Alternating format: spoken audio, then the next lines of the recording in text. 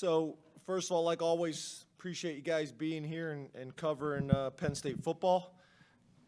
Brief summary of the Purdue game. Some of this I've already covered, so I'll keep it brief. But turnover battle on paper, it says even, but obviously one of those turnovers going for a pick six changes that. Although we did score points off of our defense's turnover as well. Penalties, we were able to win that battle. Which again, being on the road and dealing with that noise in an opening game, I think is a positive. Drive start battle, we won that. The sack battle, we won that. Explosive plays, we did not. We did not. So got to improve in those areas. Players of the game on offense, Olu Fashanu and Kevon Lee. Defensively, Joey Porter, and special teams, Barney Amore, and then the scout team or developmental squad players of the week were Mason Stahl and Vega Ioni on offense, and on defense, Cody Romano and Andrew Sharga, and then on special teams, Cody Romano. Obviously, cool that Sean Clifford was the co-offensive player of the week in the Big Ten. Defensively, Joey Porter was a national player of the week in the Bednarik Award, but he didn't get any Big Ten love for whatever reason. I thought we played hard. When you watched the game, I thought we played hard against a good team. I think that team's going to give a lot of people problems this year. Same team last year that beat number 2 Iowa and number 5 Michigan State. So they've been in big games before. The thing that really jumped out to me in that game is we won situational football, the things that we work on all the time. Offense won a coming out, a sudden change, a 2-minute at the end of the half, and a 2-minute at the end of the game. Defensively, we won a 2-minute at the end of the half and at the end of the game, and a 4-minute to win the game. So I thought that was a big positive for us. Opportunities for growth, obviously too many drop balls. I think the game could have been completely different if we caught more balls, and that's on offense and defense. And then we got to be more explosive. There's no doubt about it. We got to be more explosive on offense. So, I'm pleased overall. Found a way to get a tough, gritty win on the road. And, we were able to come in, practice on Friday, meet on Friday, get those things cleaned up. The players had off on Saturday, and then we went back to our normal work week on Sunday. Not completely normal because obviously we didn't have any corrections to make. Talking about Ohio, six-game series with these guys. Last time we played them was a loss in 2012. Tim Albin is the head coach. I don't really know Tim or this staff very well. Obviously, he's got a tremendous resume and history there. 12 returning starters from last year. Thought they went out and played really well in game 1 and did some really good things. So that'll be a challenge. When you talk about their offense, Scott Isferding, is the offensive coordinator. Curtis Rourke, their quarterback, stands out as also a captain for them. They're a spread option attack offensively. Obviously, they kind of promoted from within and stayed in-house. So a lot of things that they did last year are still consistent this year. But Curtis Rourke, the quarterback, we're impressed with. Big, strong kid, high completion percentage. The wide receiver, James Bostic, and then the running back, who we're familiar with, is a local kid from Maryland, Bangura. We've been impressed with him. And then on defense, Spence Nowinski. They actually hired away from Miami, Ohio. Established defensive coordinator, be able to watch him in game 1 and then be able to go back and watch what they did at Miami of Ohio, I think was important. Obviously, first games are challenging. Second games can still be challenging because you still don't have a whole lot of data to study. Been impressed with their will linebacker, number 32, Bryce Houston. Defensive tackle, number 55, Rodney Matthews, and then strong safety, number 11, Tariq Drake, are guys that jump out. And then the last thing on special teams, Nate Faunis is their special teams coordinator. And they got 4 starters returning on special teams. The punter who punted last year, who's an Australian young man we didn't see in the last game. I'm not sure if he'll be back this week or not. But I thought their kicker, who's a freshman, did a really good job with his op times, and he was 2 for 2. So tremendous challenge. Obviously, today's practice will be important. I loved how our guys handled, both Friday's practice and Sunday's practice. We're a little bit ahead because of that. But, we mainly at the end of the day, we got to get better this week. And that's in every area, offense, defense, special teams, and also individually. If we do that each week as the season progresses, I think we'll like where we're at. Start with Rich Scarcella, Reading Eagle, and then we'll go to Ben Jones. Good afternoon, James. How are you today? Good, Rich. How are you, buddy? I'm okay, thank you. James, after watching film, how would you evaluate the performance of your offensive line? Yeah, I thought the majority of our offensive linemen played well. We had, I think, 1 penalty on the offensive line and 1 sack, so we got to clean that up. Watching the tape, we had a chance for a few more explosive runs. We had to make that 1 free hitter miss, and we weren't able to do that. But we just got to continue to progress. But 1 sack in the game on the road, first game in the Big Ten. I think we took a step, but there's still work that needs to be done. Ben Jones, statecollege.com, then Corey Geiger. Hey, James, how's it going? Hey, Ben. Good, man. You? Good. I've never gone this early before. It feels vaguely stressful. Joey Porter Jr., normally when you talk about corners, they say that the guys that you don't hear about are the guys that are maybe doing their job the best. It seemed like he got targeted a lot, and certainly maybe historic, the penalties and things like that led to that. But how do you kind of balance a guy who's getting targeted a lot, but at the same time, a guy who is having, apparently a lot of success in those moments? Yeah, obviously it's unusual to have a guy that's as highly thought of as Joey, and I don't know if they necessarily targeted him, but they didn't avoid him. And a lot of times people will just go in a different direction. But I just think they were just going to run their offense and do what they do, and where the defense or the quarterback's progression took them, they were going to go. And I think this guy does as good of a job as anybody in terms of throwing the ball. Both the head coach as the coordinator and the quarterback. They do a really good job at it, and Joey kept getting tested, and as the game went on, really played well. And I think his confidence continues to grow, and obviously it's a great way for him to start the season, not just with the PBUs, but also the tackles. And the next step really for him and for us, just like I talked about in the opening, comment, is about, drop balls. And that's defensively and offensively, because that game would have been very different with a couple of those opportunities turning into interceptions and possibly pick sixes for us that I think we're capable of doing. So, great way for him to start the year. We're going to have to continue to build on it. Because I think that's the key, right, is the elite teams and the elite players. It's about consistency. Corey Geiger, DK Pittsburgh Sports, then John McGonigal. I do apologize about this. I'm usually later, so sometimes I don't always ask about just the team. I wanted to ask you about college football playoff expansion, James. What do you think the benefits of that could be, and how might that change football once that comes into play? Are there any negatives at all, too? Yeah, in season, I haven't really spent a whole lot of time on this, and this obviously came out in season. But obviously the playoff model has obviously changed college football. It really has. And I would say that's really starting with the BCS and now our current model.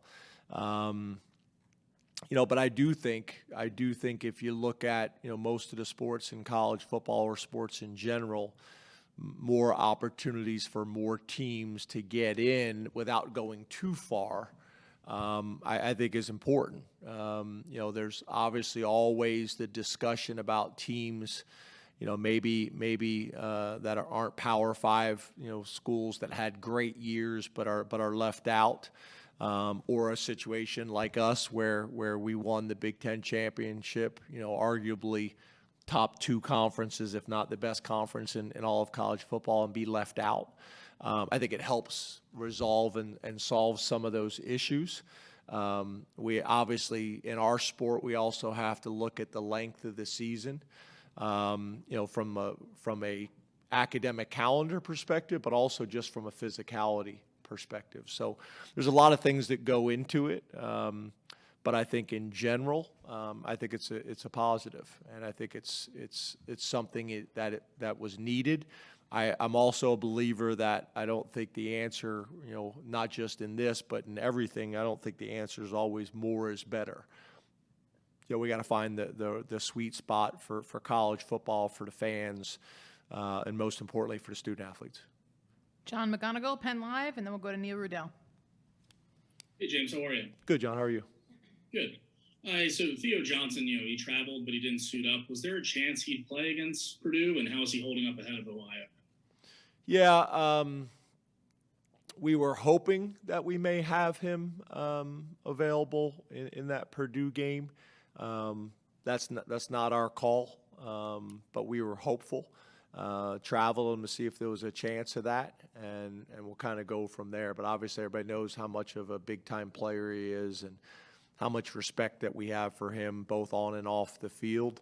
So hopefully we're able to get him back sooner rather than later. Hopefully that's this week.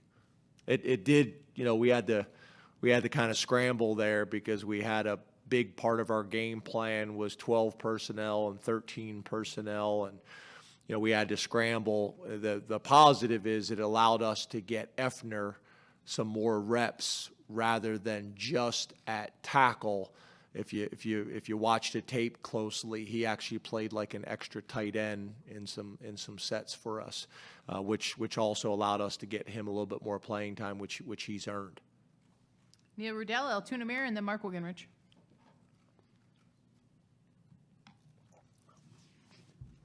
Hey, James. Curious if... Hi, Neil. Yeah, can you hear me? Yes, sir. Please, Hi.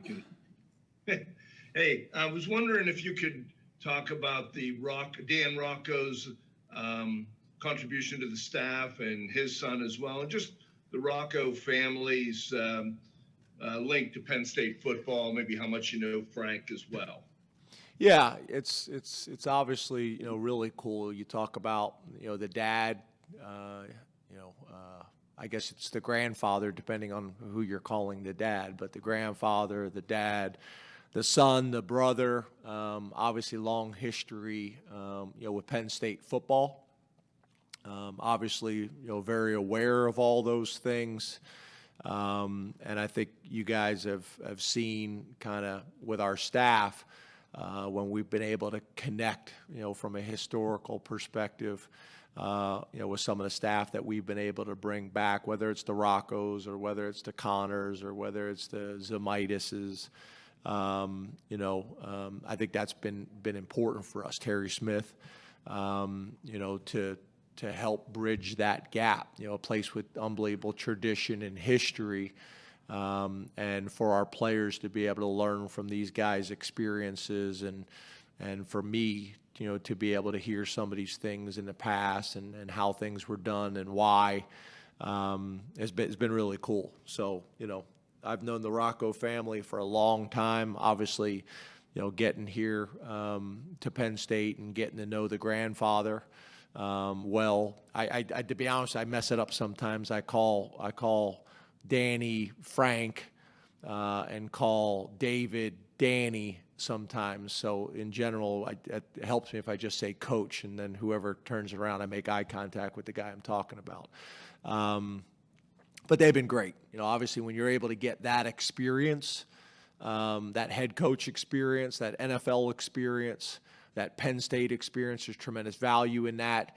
And then what really helped us a little bit, with David, is him and Ty Howell work together as well. So it allowed me to, really kind of have an understanding. And I got a ton of respect for Ty Howell, who's another guy I didn't mention when we talk about all the Letterman we've brought back, Tyrone as well.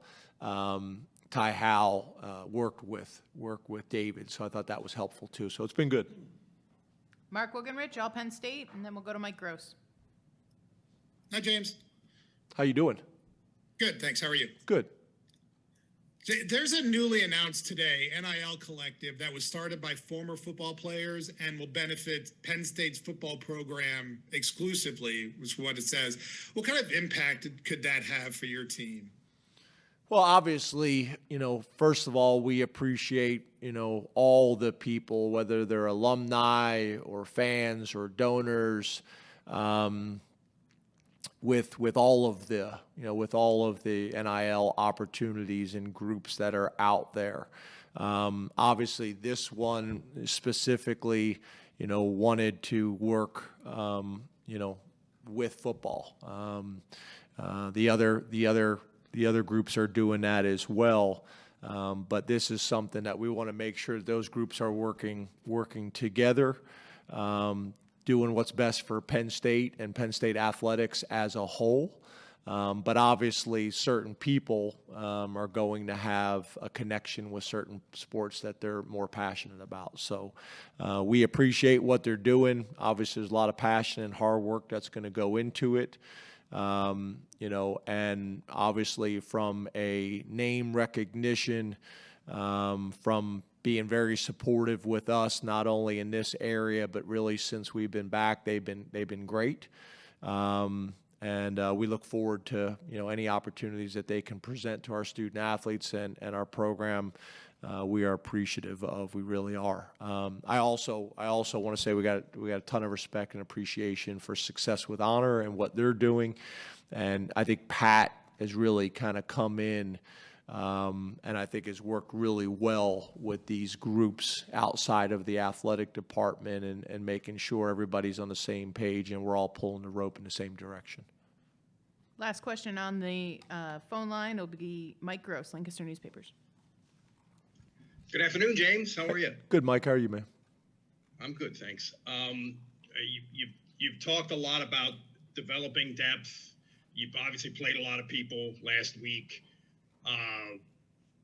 Quarterback is a unique situation. So how likely is it that you would give a backup quarterback a series, not in a mop-up situation, but in a real live competitive game situation over the next couple of weeks?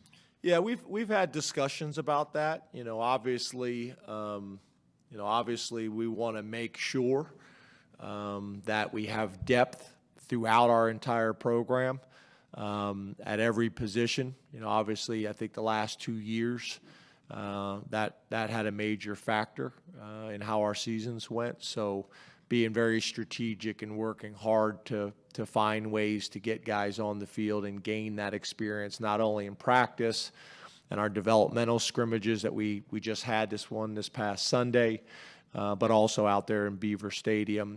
I think in theory, I think what we've tried to do is hopefully play in a way in some games that allows you to get guys on the field.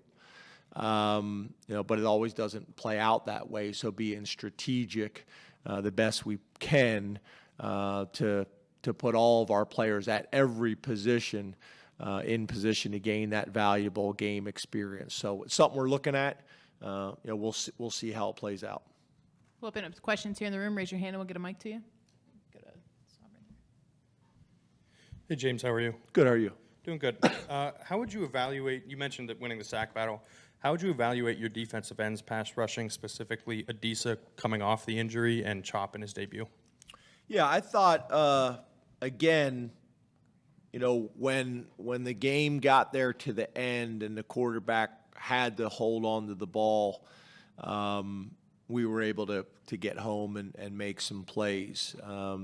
But when you look at this team, we knew going into it that batted down balls were going to be is as significant maybe as what sacks normally are, based on how quickly the ball comes out of the quarterback's hands. So I thought that was something that we really kind of emphasized and were focused on. But overall good. Obviously, at the end of the day, you'd like more tackles for loss and you'd like more sacks. But again, based on who you play, what their scheme is like, you play a team like Wisconsin who's going to run the ball 80% of the time and then hard play action pass and be in manageable third down situations. They typically aren't going to give up a bunch of sacks. You play a team like Purdue where the ball's coming out very quickly, whether it's screens, quick game, RPOs, things like that. It's going to impact it. But at the end of the day, we want to get people off schedule, and the way you do that is with tackles for loss and sacks. Hey, James, how's it going? Good. How are you? Good. After looking at film this weekend, how would you describe the secondary's performance? Obviously, Joey Porter Jr. had a good game, but how would you describe how the other guys played? Yeah, I think really good. When you talk about, I think we actually had it different.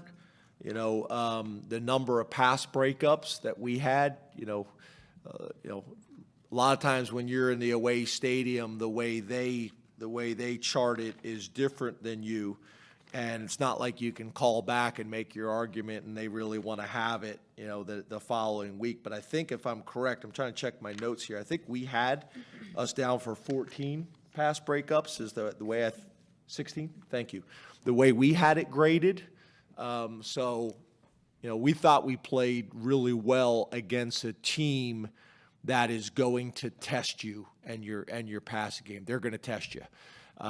So I thought under the circumstances played well. The area obviously that I've mentioned already that we gotta be better at is when we have an opportunity for a turnover, for an interception. We got to capitalize on that. Very similar to when we have an opportunity for a sack. We got to capitalize on them as well. But taking all that into consideration, there's room for improvement. James, the two defensive positions that we spent a lot of time asking you in preseason about were middle linebacker and safety. Keaton got the start, Tyler got the start, but there were others involved. Would you be able to kind of share your evaluation through one game on those two spots and the plan moving forward? Yeah, so I think our plan, and we haven't talked about it for this week yet, but, Abdul Carter, we were expecting him to play a decent amount in that game, and it was really dependent on how he was going to play. With it being his first game, we didn't want to have a strict rotation, but obviously I think he ended up playing two plays, one on special teams and one on defense. Our plan was for much more than that. So this week, I'd like to get him a ton of reps, both on special teams and on defense. And then obviously this game will give us a better feel of how that rotation will go moving forward. I think the plan is probably still the same with Elston and Kobe to rotate that by series, whether it's 1-to-1 or 2-to-2. And then at the other outside linebacker spot, it's really different because that position typically gets subbed out by going nickel. So the rotation wouldn't be the same there. Obviously, DeLuca was able to go in and get some reps, but we really see that Sutherland and nickel being the main rotation, with DeLuca being able to get some time. We'd like to see him be able to get some time this week as well. We'll see how that plays out. And then the other guy, obviously when Abdul, gets the targeting penalty, Jamari Budden, which that really wasn't part of the plan, but it just was an example. As we all know, things don't always go exactly how they planned. Then he went in there and functioned within the defense, and we were able to get Curtis a little bit of a blow. So that was good. Hopefully, he can build on that and gain some confidence and go from there. Hey, James. Oh, sorry. Oh, okay. Keaton got the start. I'm just curious Yeah, again, we haven't had this discussion. We haven't even had a practice this week yet, so we haven't made any changes and things like that. But like we've talked about in the past, we've got a lot of confidence in Jalen Reed, got a lot of confidence in Zachy Wheatley. Obviously, Zachy continues to make plays, whether it was in the spring, whether it was in camp, when he led us in turnovers. And then he, gets in the game, on Saturday, and the ball carrier's got the ball in the inside arm, which is something that we teach to do the opposite of. Always have the ball towards the sideline for that very reason. But the ball was there, and Zachy has the ability to get his hands on the ball, whether it's interceptions or a critical fumble that we were able to capitalize on, both Joey and then our offense. So, no changes right now to announce to you, but obviously all those guys will play. Hey, James. On that turnover in the second half, I noticed that Pat Kraft was on the sideline celebrating with the guys. I think it was Joey Porter. How does it feel to have a guy like that in your guys' corner during the game like that? Yeah, he's got a reputation. So he's told me this and had a reputation like he needs like a get-back coach. He is into it. There's no doubt about it. Which is cool. He's in the locker room with us after the game and on the sideline. But he's got a reputation like he almost wants to be out there, I think. Which I think for our team, and the energy, it's appreciated, it's welcomed. And again, I'd rather that be the problem.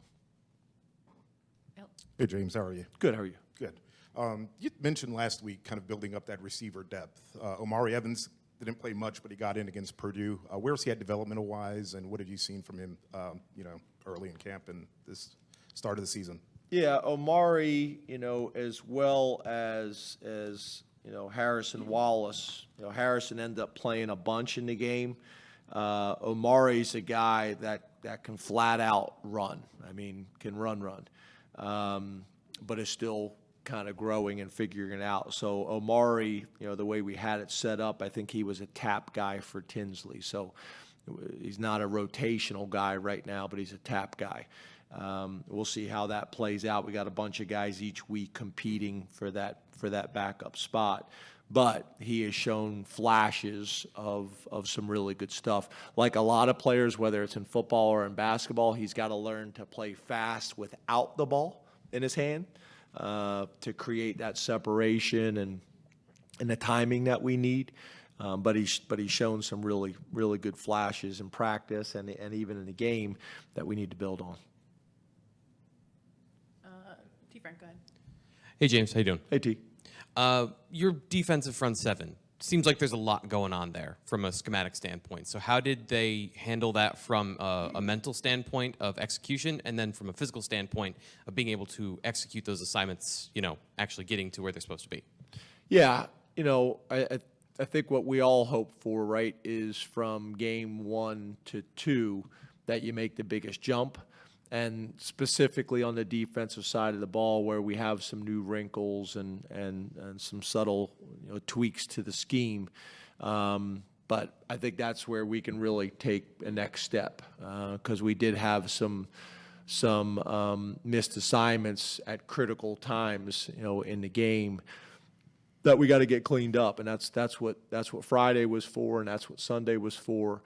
But I think you'll see those guys continuing to progress. And again, giving credit to Purdue, I think they do some good things that challenge you as well. But I was pleased with those guys. We got to continue to grow, continue to gain experience. That's where getting Kobe, a ton of reps, getting Elsdon a ton of reps, getting Abdul Carter a ton of reps, guys that haven't played a whole lot of football at this level in the Big Ten. We got to get them caught up and as confident as quickly as we possibly can, and then being coordinated with the front. Although in the front, we got a number of guys that have played a lot of football for us, so we just got to build on that. Obviously, getting guys like Zane Durant, getting them a bunch of reps, and Chop Robinson a bunch of reps, and Jordan Vandenberg. The guys that are in that group that haven't played as much football, you know, as maybe some of the other guys. Nittany would fall into that category. And then it just made me think, you know, I thought one of my favorite plays in the game, and to see a guy who's kind of been working and waiting for his opportunity, was the Amin Vanover retrace. Big tackle, maybe a touchdown saving tackle, like 20 yards down the field. His catapult numbers were really good in terms of how fast he was running, and played really hard. So I'm proud of him. I want to continue to build on that with him, and I know our defensive coaches do too. Hey, James. How we doing? Two quick ones. Have you made a decision this week whether Drew will be Sean's backup for Ohio? And how did you think P.J. Mustipher did first game back after a significant injury? I know you touched on him being a veteran. How did you think he did?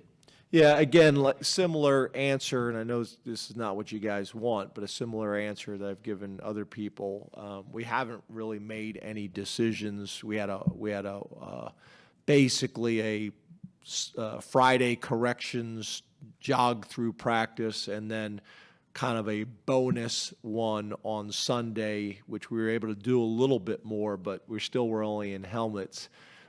Tuesday and Wednesdays are our work day where we get the best evaluation of kind of where we're at, and that determines, maybe some moves that we may or may not make. But like I mentioned to you before, it's a competition week in and week out. But I don't have that answer for you right now.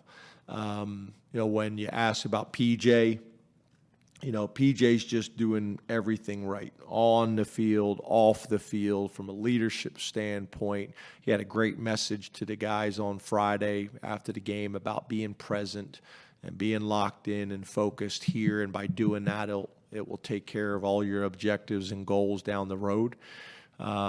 He's been great. He's been great. I would say that I don't know if last week's game was necessarily PJ's type of game, but I thought he played well and put us in position to win.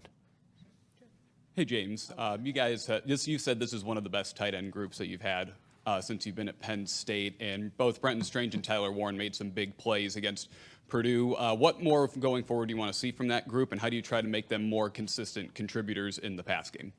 Yeah, some of the things that we already talked about. I mean, consistently catching the ball. We had one drop that I can remember at the tight end position, and then being physical, having a physical presence in the run game and finishing blocks. Because when we talk about the run game, that's not just the O-line, it's the O-line and tight ends together, really the whole unit, but specifically at the point of attack, you're talking about the O-line, tight ends. So I think they can be better in that area as well. But I've been pleased with the group. I think they have the ability to be big-time impact players for us. But that's probably what I would say to you is just being difference makers for us in the run game. Obviously, we saw what they can do in the pass game. I thought Brenton Strange's touchdown at 65 yards, obviously was a huge play in the game just before the half, and a combination of grit and toughness and breaking tackles, and then being able to score, from that far out. The thing I thought was so amazing is how he was able to run 65 yards and the actual play took like 4 minutes. I think he wanted to just kind of magnify that moment and be on the camera as long as possible. But at the end of the day, nobody caught him and he scored. Last question to Daniel. Hey, James, over here. You've been very high on this freshman class in signing day. I think traveled 13 guys there and 7 of them played. A couple days later, how do you feel like they acquitted themselves in that kind of environment, and how do you see this moving forward with getting more of those guys involved? Yeah, I think I'll have a better idea after this week. It's always hard when you're trying to compare and contrast, whether it's how many guys you played or whether it is statistics or whatever it may be early in the season when people's early season schedules are very different. It kind of skews. So the fact that we were able to play 7 freshmen on the road against a good Big Ten team, I think is a positive. And as we all know in college football, those first games of the year could look very different. Probably more so now than ever, the way people are doing scheduling. So, good first step. We need to take the next step this week, and even situations like Abdul, hopefully it looks very dramatic after the game when we're talking about the number of reps that he was able to play. Thank you very much, Coach. Thanks, guys. Thanks, everybody.